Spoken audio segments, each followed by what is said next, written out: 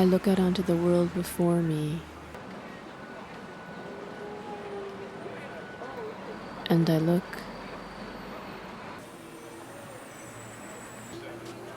and I look, and I look,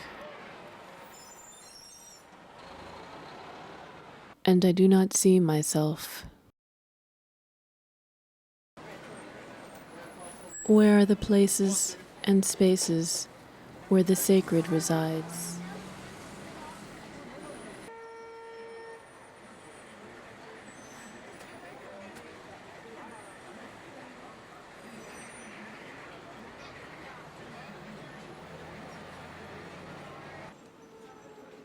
Where are the places and spaces that feed my spirit, clothe my soul?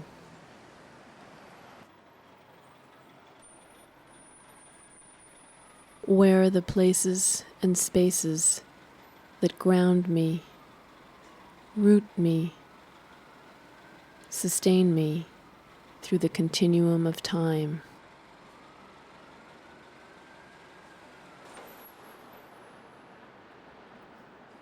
I look out onto the world before me, and I ask myself, where are we headed?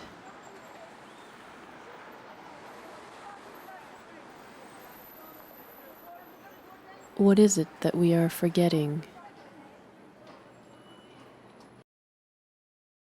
What is it that we must remember?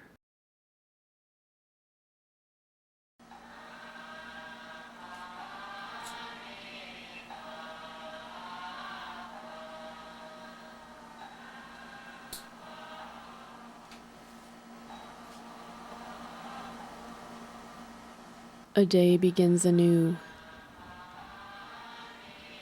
with repeated rituals, like the heaving and sighing of the earth as it folds over itself. Grandpa, you rise early, and the sounds of chanting nudge my slumber like shafts of light splitting darkness.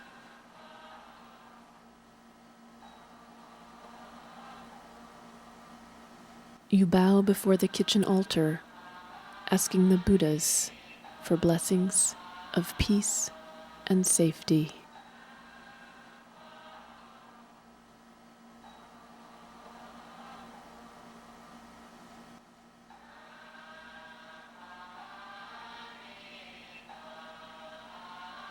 All this escapes me as I sleep.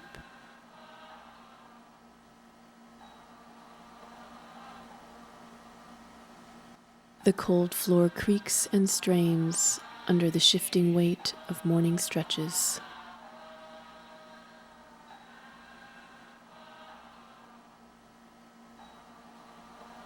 The same stretches you have done every day for over 30 years.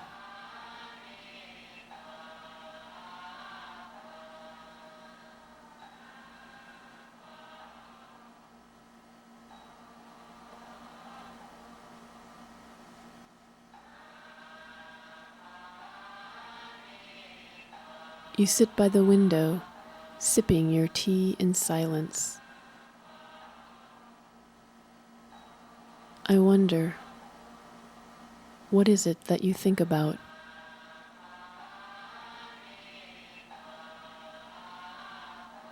What worlds have you lived through in your 90 years?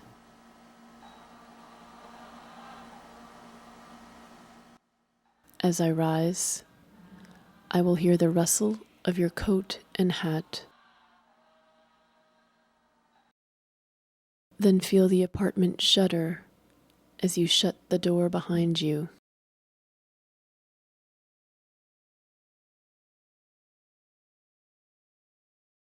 Grandma will begin preparing the kitchen for the bags you return with.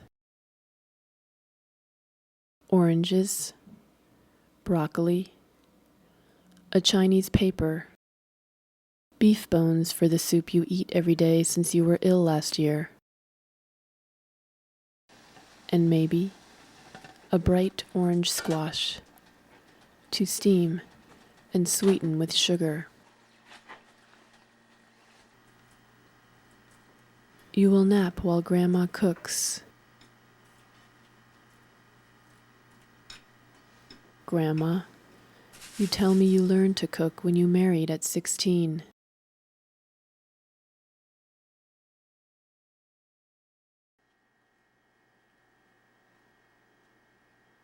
You say you learned by watching the women cook, as they watched their mothers.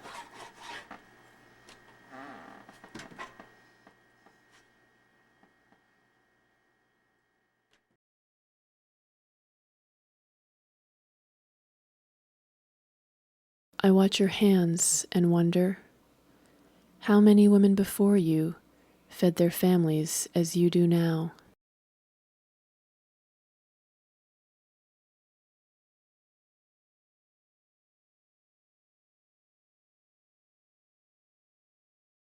Grandpa tells me you have fed him for over 60 years.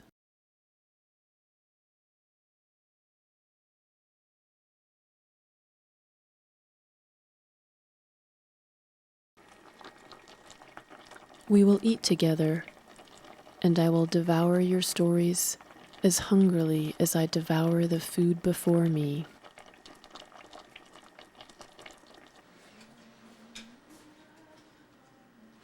After eating, we will linger as the dishes are washed.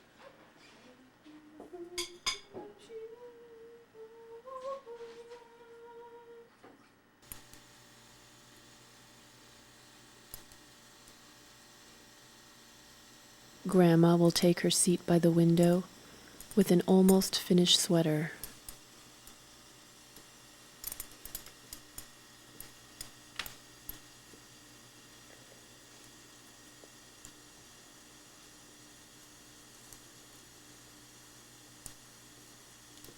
You tell me you learned to knit, sitting with the women of your village when you were a young girl.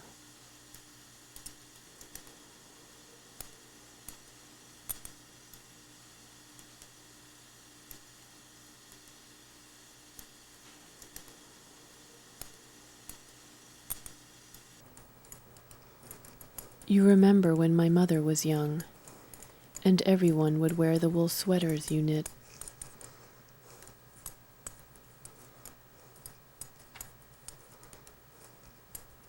You tell me that now, people want to wear what's in fashion.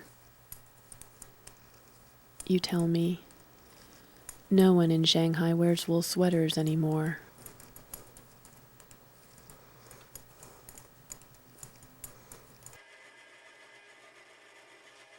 Grandpa will come to the table with washed oranges and grapefruits, ready to be sliced and squeezed.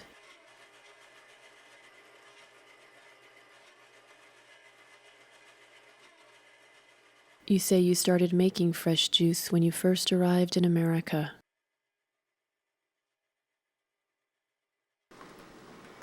Orange juice was too expensive to buy at that time.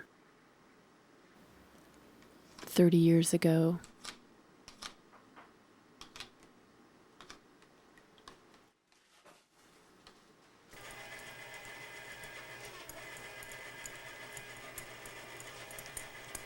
We will sit together and let the morning settle in.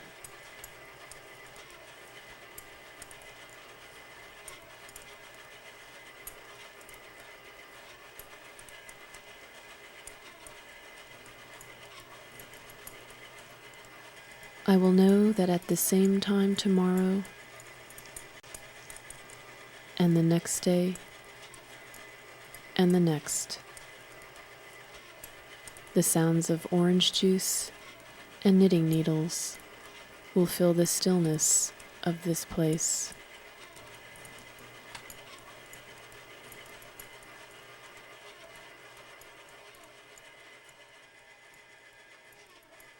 The earth continues to shift and settle beneath us.